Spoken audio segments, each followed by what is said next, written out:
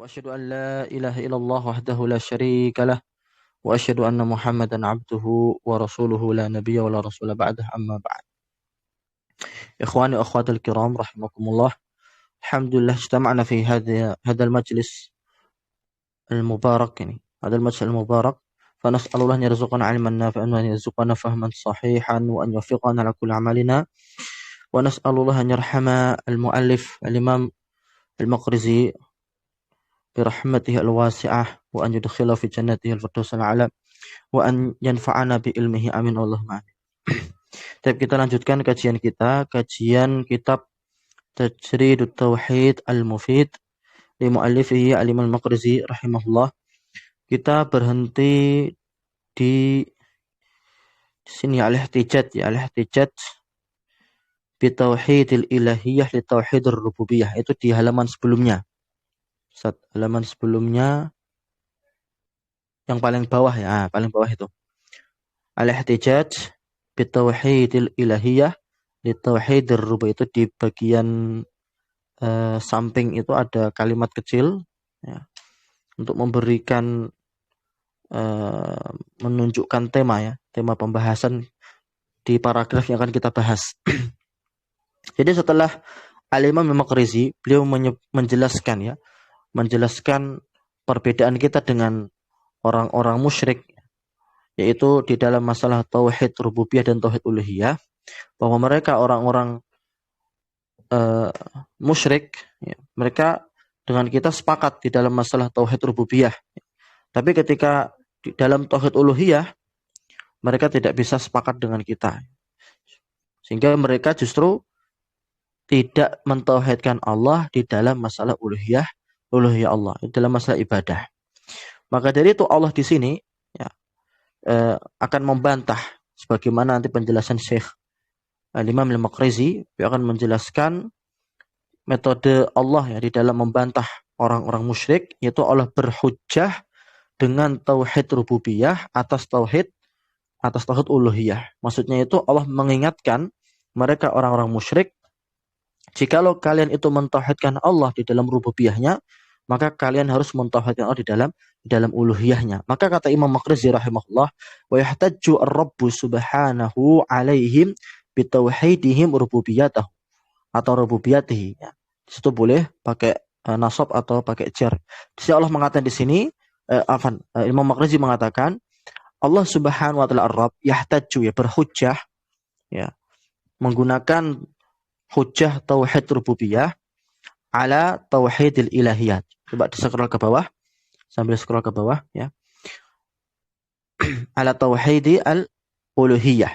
Jadi Allah berhujjah dengan tauhid rububiyah atas tauhid uluhiyah. Maksudnya Allah berdalil dengan tauhid rububiyah. Seperti di dalam beberapa firman Allah, wala in sa'altahum man khalaqas samawati wal ard la yaqulunallah.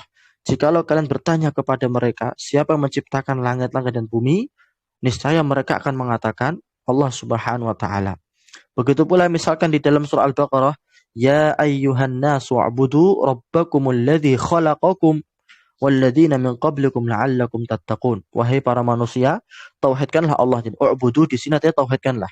Tauhidkanlah Rabb kalian yang menciptakan kalian dan menciptakan orang-orang sebelum kalian. Jadi di sini Allah selalu berdalil berhujjah dengan rububiyahnya. Seperti Allah menciptakan kalian, Allah yang menciptakan langit dan bumi, maka tauhidkanlah Allah, maka ibadahlah hanya kepada Allah saja.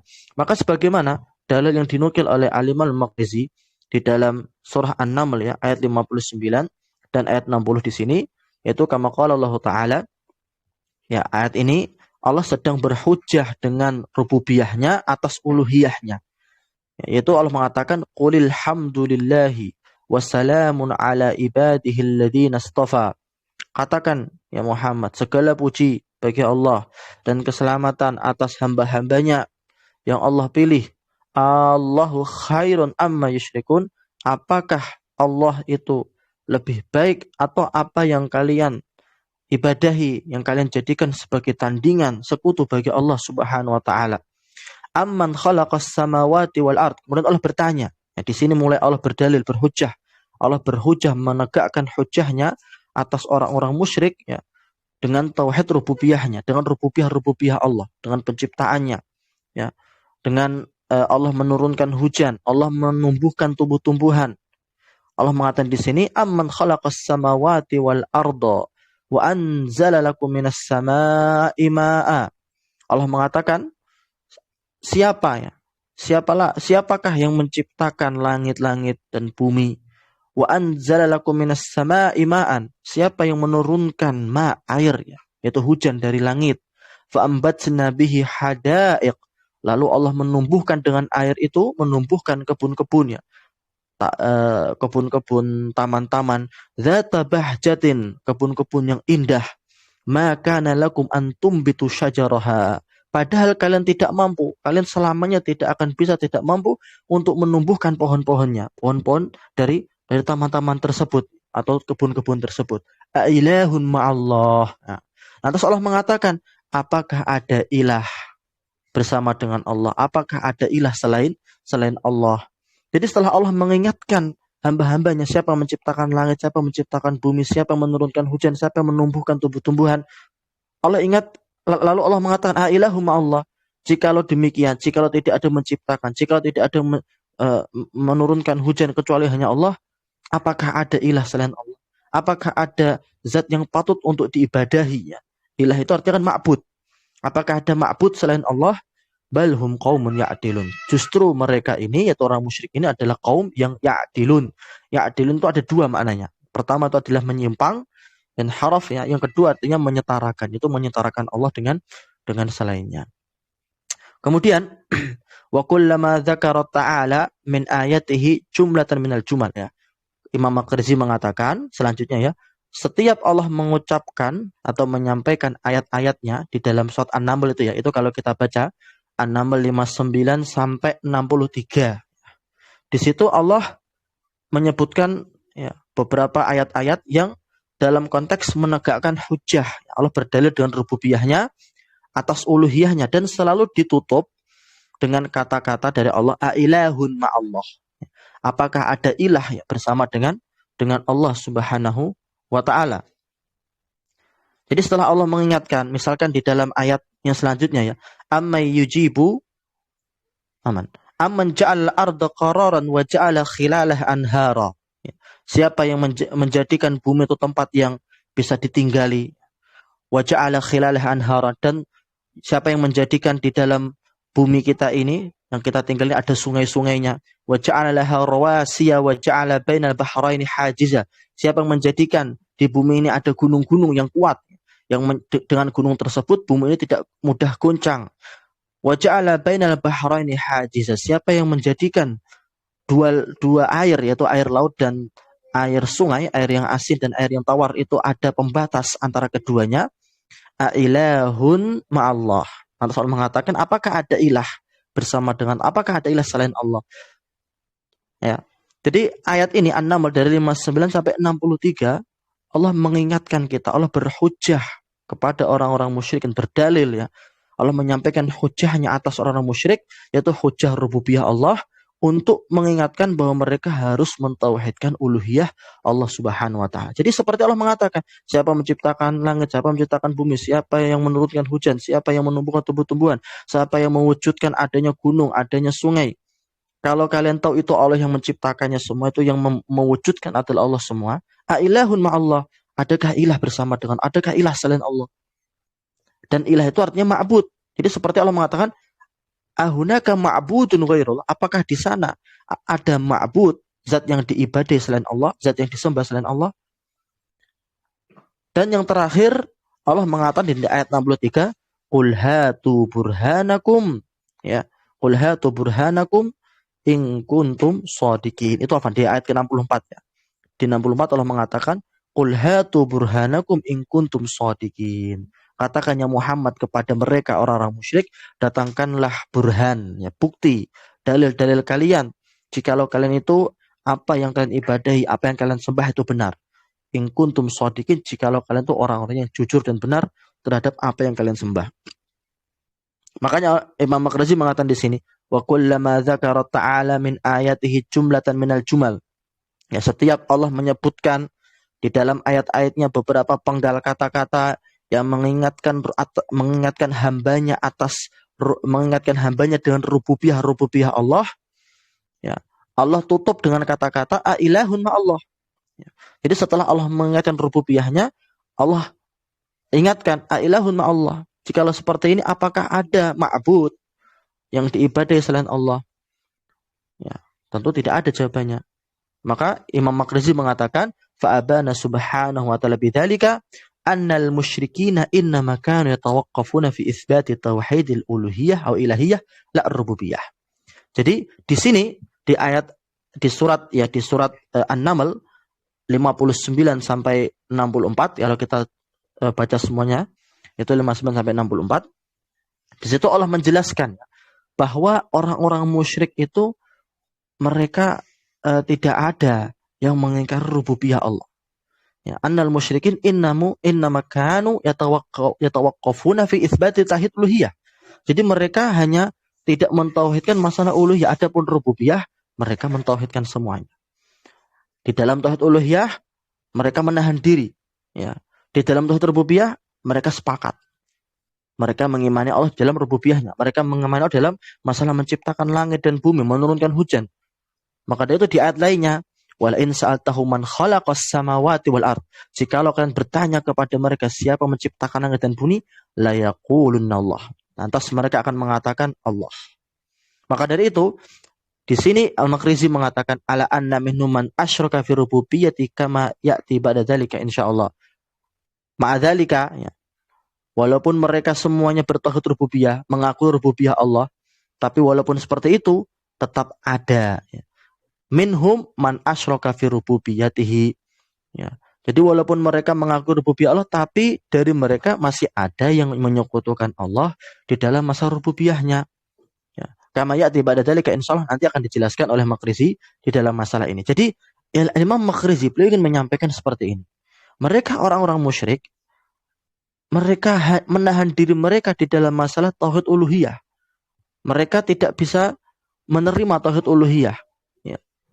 Sedangkan tauhid rububiyah mereka menerimanya, mereka sepakat. Tetapi walaupun demikian, dari mereka masih saja ada yang menyekutukan Allah di dalam rububiyahnya.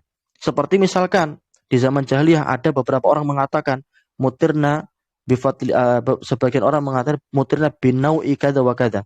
Ya. Hujan ini turun disebabkan bintang ini. Ada beberapa mereka ada yang mengatakan laulallah summa anta.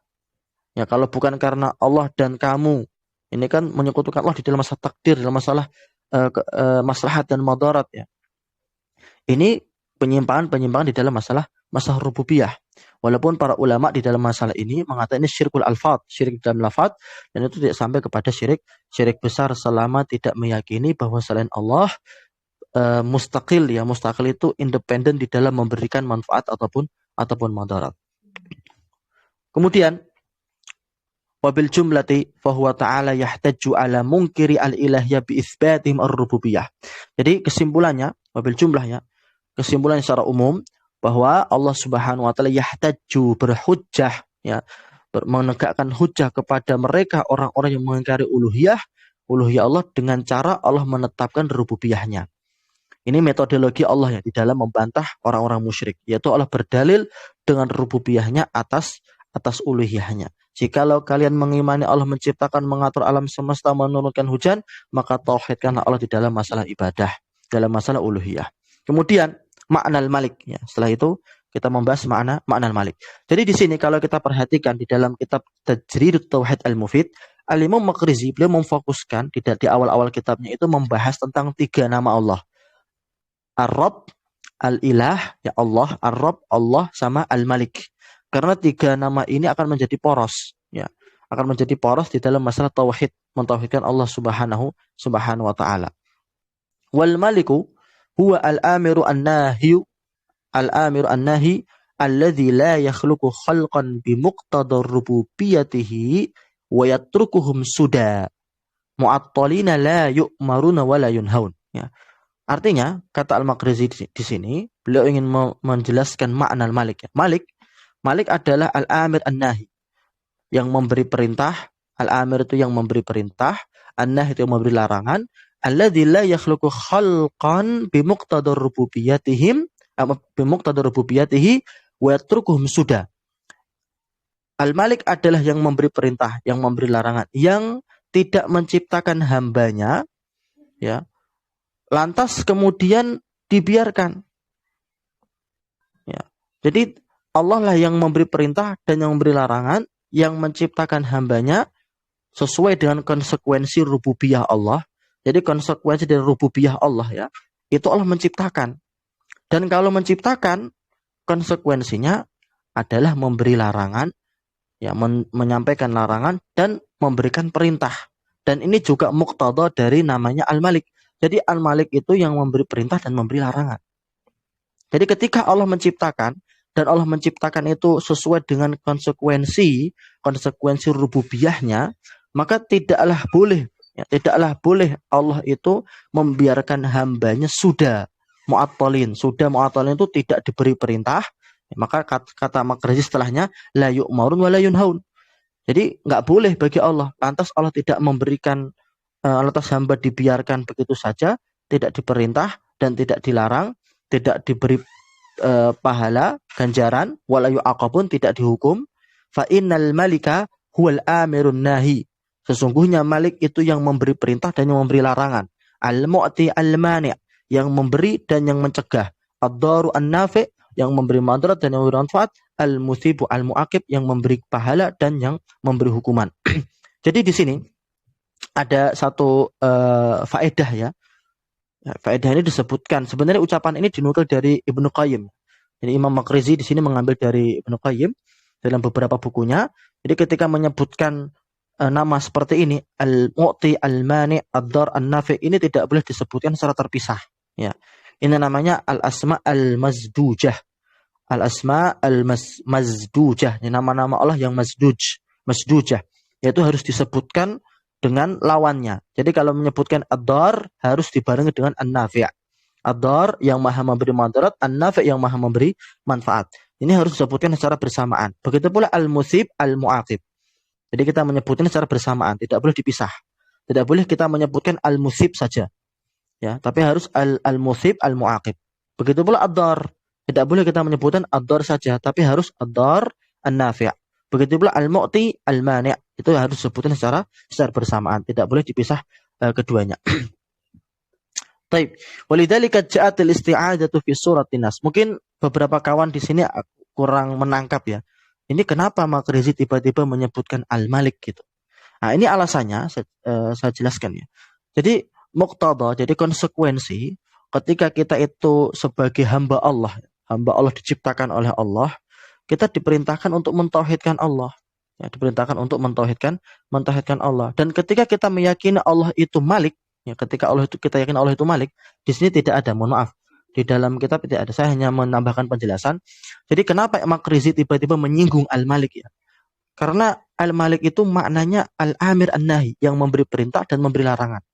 Ketika Allah menciptakan kita, maka sangat tidak pantas, ya, Allah tidak memberikan kita perintah dan memberikan larangan. Artinya dibiarkan sia-sia seperti itu tidak mungkin. Itu tidak mungkin. Karena di antara nama Allah sendiri itu Al-Malik. Nah, ketika kita tahu Allah itu Al-Malik, Al-Amir An-Nahi, maka pasti ada perintah, ada larangan. Kalau kita tahu ada perintah, ada larangan, pasti kita diperintahkan untuk menjalankan perintah tersebut dan menjauhi larangan tersebut hanya kepada Allah. Dan ini bentuk dari tauhid uluhiyah. Jadi Al-Malik ini punya kaitan kuat dengan tauhid uluhiyah, rububiyah, ataupun tauhid asma wa sifat. Ya. Baik, adapun dari tauhid rububiyah, dari sisi makna Al-Malik sendiri itu tauhid rububiyah, yaitu Allah Raja. Al-Malik itu artinya raja. Ya. Kalau Al-Malik yang maha memiliki, adapun Al-Malik itu raja. Di dalam surat Al-Fatihah, Maliki Yaumiddin, ya. Ini kalau dibaca dengan bacaan Hafiz an Asim, maka bacanya Maliki Yaumiddin. Di matnya ada panjangnya Maliki, artinya yang maha memiliki. Tapi menurut bacaan selain Asim, Hafiz an Asim, ya, maka dibaca Maliki Yaumiddin, artinya raja yang berkuasa. Dan di sini ketika kita menetapkan Allah itu raja yang berkuasa, artinya kita menetapkan rububiyah Allah. ketika kita menetapkan Allah itu memiliki nama Al-Malik atau Al-Malik, maka kita menetapkan tauhid asma wa sifat.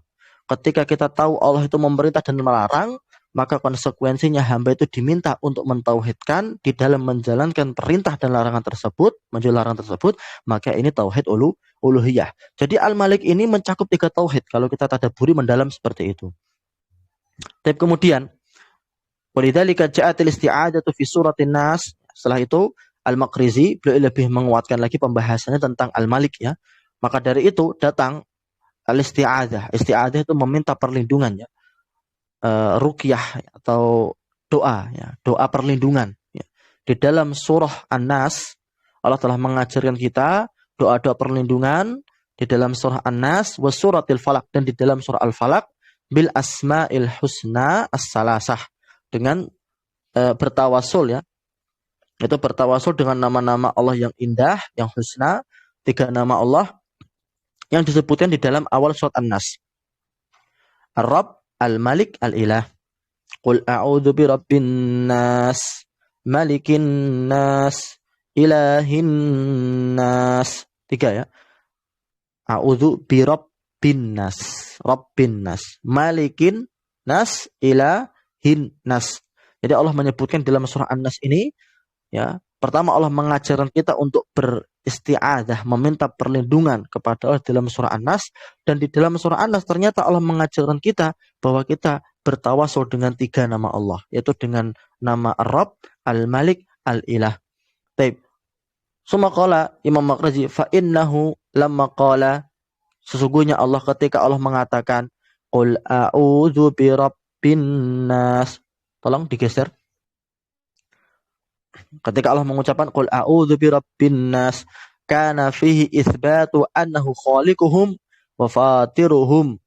Jadi dari ayat ini, di dalam ayat ini ya, ada penetapan, ada isbat, penetapan annahu khaliquhum, bahwa Allah itu adalah penciptanya, pencipta mereka para manusia, Rabbun nas ya, Rabbnya manusia, pencipta manusia, wa fatiruhum, yang mewujudkan manusia. Fa baqi an yuqal lima khalaqahum hal kallafahum wa amarahum wa nahahum. Nah, jadi ini seperti konsekuensi. Jadi ketika kita tahu Allah itu Rabbun nas, yang menciptakan manusia, yang mewujudkan manusia, maka akan muncul pertanyaan. Kalau Allah menciptakan manusia, kalau Allah menciptakan mereka para manusia, apakah Allah memberikan taklif? Apakah Allah memerintah? Apakah Allah melarang? Karena konsekuensi dari menciptakan itu pasti ada tujuannya. Kan nggak mungkin diciptakan lantas tidak ada perintah, lantas abas, yaitu nggak bermanfaat, sia-sia. Maka Allah datangkan ayat setelahnya malikin nas. Kita katakan na'am. Iya, Allah memerintah, Allah melarang, Allah mentaklif kita, yaitu firman Allah malikin nas. Karena malik itu artinya apa? Malik artinya adalah al-amirun nahi. Malik artinya fa'athbatal khalqa wal amra. Jadi setelah menetapkan al-khalq, yaitu Rabbun nas, datang itu setelahnya menetapkan al-amr ya, Malik. Nah, Malik itu memegang wewenang, memegang perintah, memegang amr. Sebagaimana juga Allah mengatakan ala lahul khalqu wal amr. Ala lahu ya, ala di sini untuk taukid ya, untuk tanbih apa? Untuk tanbih, untuk peringatan. Ya, bagi sungguh Allah itu memiliki khalq, yaitu menciptakan, wal amr, dan Allah memiliki perintah atau wewenang. Falamma kila, lantas kemudian dikatakan ya, kila dzalik, setelah diucapkan Rabbin malikin nas, setelah diucapkan malikin nas, kila, maka dikatakan fa idza kana rabban, jikalau Allah itu Rabb, yang menciptakan, mujidan, yang mewujudkan, malikan ya, malik, raja, yang memberikan taklif, yang memberikan perintah dan larangan. Fahal yuhabbu wa yurghabu ilaihi, apakah dia dicintai, dituju, wa yakunu tawajjuh ilaihi ghayatul khalqi wal amr, apakah tawajjuh ya, yaitu hidup, mati, dan semua tujuan ditujukan kepadanya dengan sebenar-benarnya, semua ibadah ditujukan kepadanya dengan sebenar-benarnya, semua perintah dan ciptaan itu semua tujuannya adalah untuk menghadap kepada Allah, untuk mengikhlaskan diri ya di dalam amal hanya kepada Allah. Kila, maka dikatakan ilahin nas, ayat ilahin nas ya, artinya adalah ma'luhun nas. Ma'luhun nas, mahbubun nas, alladzi la yatawajjahul abdu al-makhluqu al-mukallaf wal-abidu illa lahu. Jadi kalimat ilahin nas artinya adalah ma'budun nas, ma'luhun nas. Jadi Allah itu adalah zat yang diibadahi oleh manusia, yang dicintai oleh manusia. Manusia alladzi al-abdu ya, alladzi la yatawajjahu illa lahu. Jadi mereka para hamba alladzi la yatawajjahu al-abdu al-makhluq, hamba yang diciptakan, al-mukallaf yang diberi beban, yang ditaklif dengan perintah dan larangan, al-abid yang beribadah hanya kepada Allah, illa lahu, kecuali hanya kepadanya. Faja'atil ilahiyah khatimatan wa ghayatan wa ma qablaha katawti'ati laha. Maka dalam ayat-ayat ini Qul a'udzu birabbin nas, malikin nas, ilahin nas, menjadi sebagai penutup ya, sebagai khatimah, sebagai ghayah dari tujuan. Wa ma qablaha, adapun sebelumnya yaitu adalah rabbun nas, malikin nas, dia sebagai tautiah. Tautiah itu sebagai pembuka, sebagai muqaddimah. Jadi Al-Imam Makhrizi beliau seperti ingin mengatakan ya, tujuan dari penciptaan manusia ya, rabbun nas, Rabb kan menciptakan. Tujuan dari Allah itu Malik, berkuasa, raja, memberi perintah dan larangan. Tujuannya adalah ilahin nas, yaitu Allah itu diibadahi, Allah itu ditauhidkan di dalam masalah ilahiyahnya. Maka ditutup dengan ilahin nas, ditutup dengan kata-kata ilahin nas, yaitu ma'budun nas, ma'luhun nas. Karena ini adalah ghayah, tujuan kita semua itu diciptakan dan diperintah, yaitu supaya kita itu bertawajjuh ya, tawajjuh hanya kepada Allah SWT, itu mengikhlaskan ibadah hanya kepada Allah Subhanahu wa taala. Kemudian turun wahatani suratani a'zamu auzatin. Ya, kedua surat ini yaitu surat Al-Falaq dan surat An-Nas. Keduanya adalah surat yang paling agung ya di dalam masalah auzah, di dalam masa perlindungan. Auzah fil Quran. Wahatani suratani a'zamu auzatin fil Quran. Kedua surat ini yaitu An-Nas dan Al-Falaq ya, adalah dua surat agung yang paling agung di dalam perlindungan yang ada dalam Al-Qur'an. Tentunya surat-surat perlindungan ini banyak ya. Di antaranya memang Al-Falaq dan An-Nas. Surat Al-Fatihah juga termasuk surat perlindungan.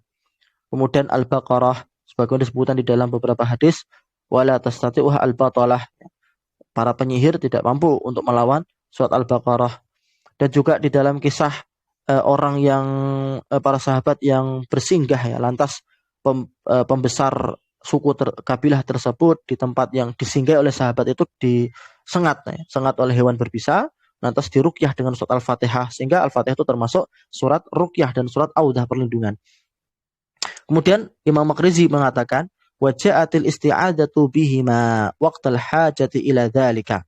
Jadi ja'atil isti'adzah, meminta perlindungan dengan kedua surat ini ya, itu digunakan di waktu hajah, di waktu yang kita butuhkan di dalam perlindungan. Wahina suhiran Nabi, dan juga ketika Nabi disihir. Jadi dua surat itu digunakan untuk isti'adzah, untuk perlindungan. Kedua digunakan untuk melepas sihir ya, melawan sihir. Sebagaimana disebutkan wahina suhiran Nabi, itu dan ketika Nabi disihir. Wa khuyyila lahu annahu yaf'alu syai'a wa ma fa'alahu. Yaitu Nabi disihir, apa yang terjadi ketika Nabi disihir? Yaitu Nabi merasa setiap saat Nabi ingin melakukan sesuatu ternyata tidak terjadi apa yang Nabi lakukan. Jadi semua itu seperti khayalan. Setiap Nabi mau melakukan ternyata itu hanya khayalan. Wa aqama 'ala dzalika 40 yauman. Jadi Nabi disihir ini, sihirnya ini berjalan selama 40 hari. Kama fi sahih ya, Sahih Bukhari dan Sahih Muslim. Ya. Kemudian selanjutnya, mohon maaf dilanjutkan. Wa kanat uqadu as-sihr 11 uqdah. Dan kanat ya, maksudnya itu dahulu ketika Nabi disihir ya, buhul sihirnya itu ada 11 ya. Tali sihirnya, ikatan sihirnya itu ada 11 ikatan. Fa anzalallahu muawwidatan, maka Allah turunkan dua surat, yaitu surat Al-Falaq dan surat An-Nas. Jumlah ayatnya adalah 11. Fanhallat bikulli ayatin uqdah, maka setiap tali sihir tersebut terlepas sesuai dengan setiap ayat yang ada di dalam Al-Falaq dan An-Nas. Jadi kalau Al-Falaq An-Nas itu digabungkan, itu semua jumlahnya adalah 11 ayat. Jadi sihir yang diikat ke Nabi itu 11 ikatan. Nah, itu satu persatu terlepas dengan membaca dua surat tadi. Tapi ini semua penjelasannya Al-Maqrizi ini diambil dari hadis, ya. Dan hadisnya itu yang betul adalah hadis yang dhaif. Baik, kemudian Al-Imam Maqrizi mengatakan wa ta'allaqatil isti'adatu fi awail Qur'an bi ismihi al-ilah. Begitu pula al-isti'adah, yaitu a'udzubillahi minasyaitonir rajim. Ya, di awal-awal Al-Qur'an, kita baca Al-Qur'an, itu kan dianjurkan untuk berta'awudz, ya. Jadi setiap kita memulai Al-Qur'an, awal-awal membaca Al-Qur'an, itu akan memulai dengan isti'adah. Dan di isti'adah itu, di situ ada kalimat ilah. Ya, kalau kita perhatikan, a'udzu billah, ya, billah. Ada kalimat ilah. Dan ilah arti wahwa al-ma'budu wahdahu. Al-ilah itu adalah zat yang patut diibadahi satu-satunya, yang ditunggalkan, diesakan di dalam peribadatan. Lijtima'i sifatil kalami fihi. Kenapa? Allah satu-satunya al-ma'bud, yang disembah, yang diibadahi, karena Allah mengumpulkan semua sifat-sifat kesempurnaan. Ya, lijtima'i sifatil kamali fihi wa munajatul abdi li hadzal ilahil kamil dzil asma'il husna wa sifatil ulya al marghubu ilaihi fi an yu'ida 'abdahu alladhi yunajihi bi kalamihi minasyaitonil ha'il bain wa baina munajati rabbih. Baik. Jadi kata Al-Maqrizi di sini, ya, saya ulang kembali, ya. Maka dari itu wa ta'allaqatil isti'adah, maka dari itu isti'adah di awal-awal Al-Quran, a'udzubillahi minasyaitonir rajim, itu, ya, disebut di dalamnya itu nama Allah Al-Ilah. Kenapa harus pakai ilah? Karena ilah itu adalah satu-satunya al-ma'bud, yang diibadahi. Kenapa yang satu-satunya ibadah adalah Allah? Al-ma'bud adalah Allah saja. Karena lijtima'i sifatil kamal fihi, karena mengandung Allah itu memiliki sifat-sifat yang sempurna. Wa munajatil abdi li hadzal ilah al-kamil, dan bentuk permintaan pertolongan dan munajatnya hamba kepada ilah Allah yang sempurna nama dan sifat-sifatnya, al-marhubu ilahi, yang dituju, yang dicintai, fi an yu'idha abdahu, ya, yang diharapkan Allah, yang diinginkan dari Allah adalah memberikan perlindungan kepada hambanya, yang bermunajat kepada Allah dengan kalamnya, ya, yaitu dengan kalamnya di sini dengan firman-firmannya, dengan a'udzubillah tadi, dari syaitan yang menghalangi al-ha'il, yang menghalangi antara hamba dan antara munajat Rabbi, dan antara Rabbnya. Kemudian summa insahaba at-ta'alluqu bi ismil ilah fi jami'i al-mawatin alladhi yuqalu fiha a'udzubillahi minasyaitonir rajim. Kemudian setelah itu setelah itu insahaba itu sebenarnya insorofa itu berpindah, ya.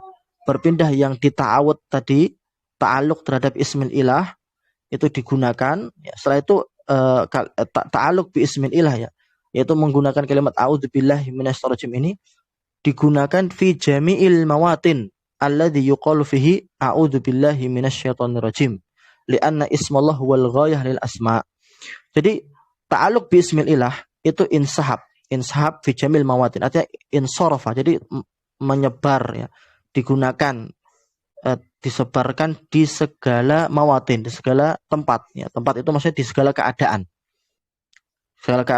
yang harus diucapkan a'udzubillahi minasyaitonir rajim. Lianna, kenapa? Karena ismallah, nama Allah, ya, Allah, nama ilah Allah, huwal ghayah lil asma, adalah tujuan dari nama-namanya. Walihada kullu ismin ba'dahu la yutaharrafu illa bihi. Maka dari itu, semua nama setelah nama Allah itu tidak dikenal kecuali maknanya adalah Allah. Maka kalau disebut As-Salam, Al-Muhaimin, kemudian Ar-Rahman, Ar-Rahim, itu semua Allah. Ya, itu semua Allah. Kenapa? Karena Allah itu Al-Ghayah. Nama Allah itu adalah nama yang menjadi ghayah, menjadi tujuan utama. Karena nama Allah itu mencakup semua bentuk sifat-sifat dan nama-nama Allah. Ya. Maka fanaqul, kalau kita mengucapkan Allah artinya adalah huwa assalam.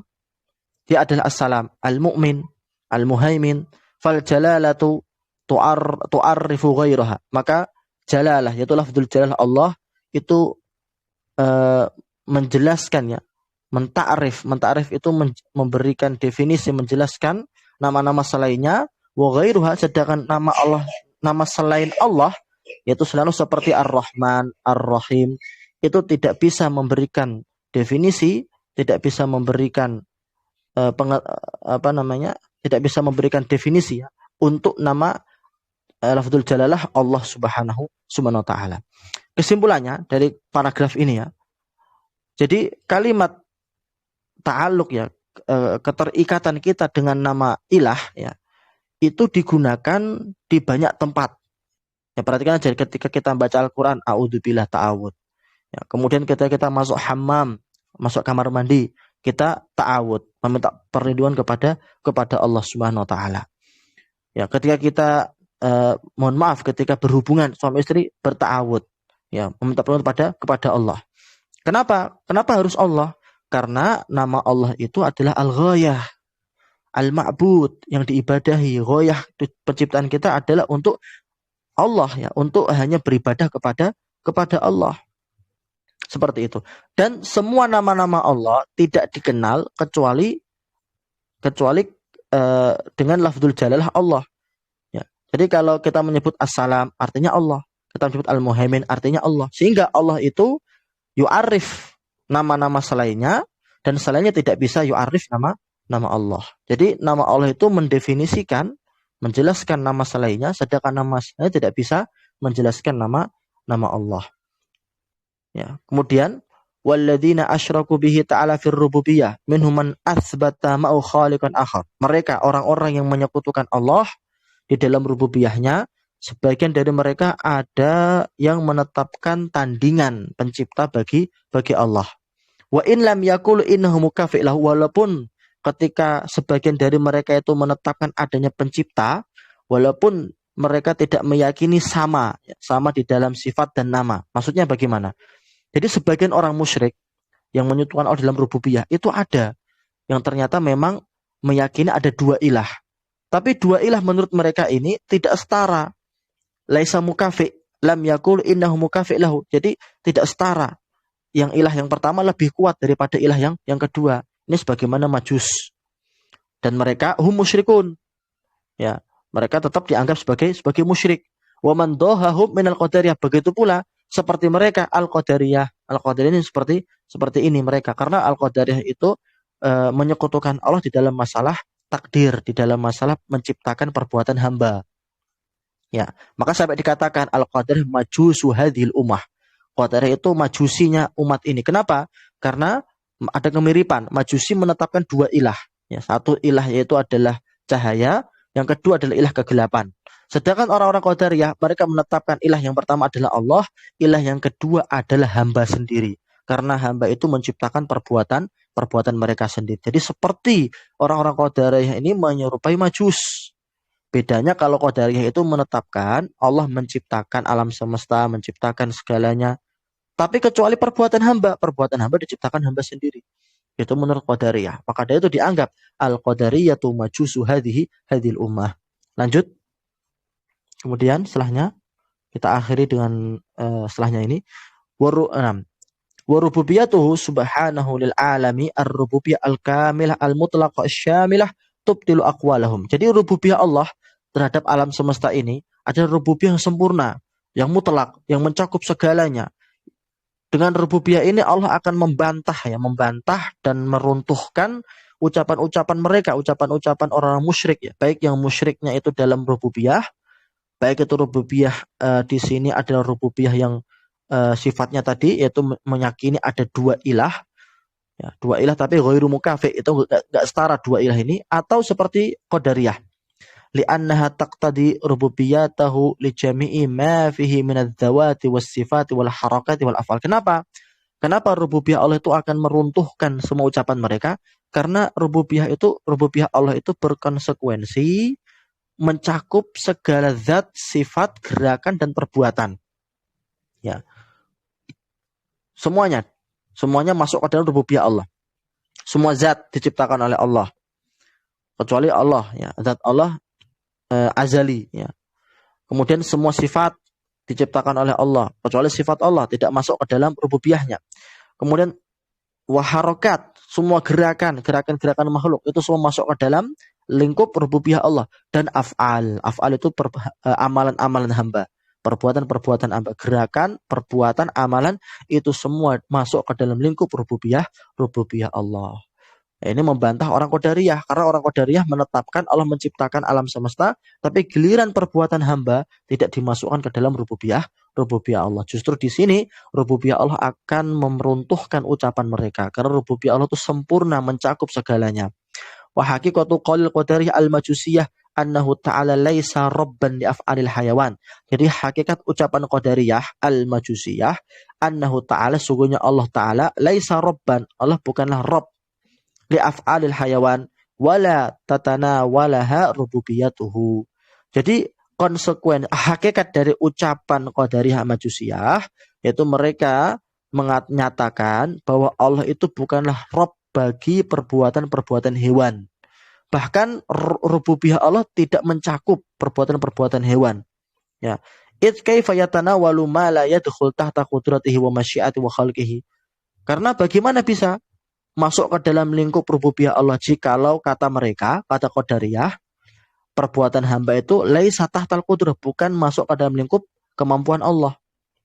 Makanya mereka orang-orang Qadariyah itu unik. Mereka mengatakan Allah itu al-khaliqu kulli syai'. Allah itu menciptakan segalanya, tapi menciptakan segalanya yang masuk ke dalam kemampuannya. Ya, yang masuk ke dalam lingkup kemampuannya. Allah qadirun ala kulli syai'.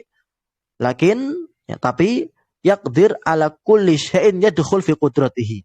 Tapi Allah hanya mampu terhadap sesuatu yang masuk ke dalam lingkup kemampuannya, lingkup kehendaknya. Nah, menurut mereka, perbuatan-perbuatan hamba, perbuatan hewan itu tidak masuk ke dalam lingkup kemampuan Allah. Na'udzubillah min dzalik.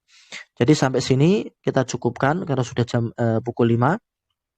Jadi kesimpulannya, apa yang telah kita bahas pada sore ini, pertama kita membahas tentang al-ihtijaju bi tauhidir rububiyah ala tauhidil ilahiyah, itu berhujjah dengan tauhid rububiyah atas tauhid ilahiyah. Itu dalilnya banyak di dalam Al-Qur'an. Silahkan antum-antum nanti mengkaji ulang, banyak sekali dalil-dalilnya. Dan yang kedua, makna al-Malik, ya. Di dalam makna Malik ini ada banyak sekali faedah yang disampaikan oleh Al-Imam Al-Maqrizi. Dan yang ketiga mungkin ini tambah-tambahan, yaitu Imam Maqrizi menyebutkan ya bahwa ada Qadariyah atau ada sebagian dari kaum musyrik yang dimana mereka menetapkan dua ilah walaupun tidak setara. Dan di antaranya adalah Qadariyah menetapkan dua ilah. Baik. Adakah pertanyaan? Ustaz, jazakumullah khairan Ustaz atas pemaparannya pada sore hari ini. Mungkin kami berikan waktu kepada teman-teman sekalian yang mungkin ada beberapa hal yang mau ditanyakan kepada Ustaz kita, silahkan ditanyakan. Bisa di raise hand, nanti saya hidupkan voice-nya ya.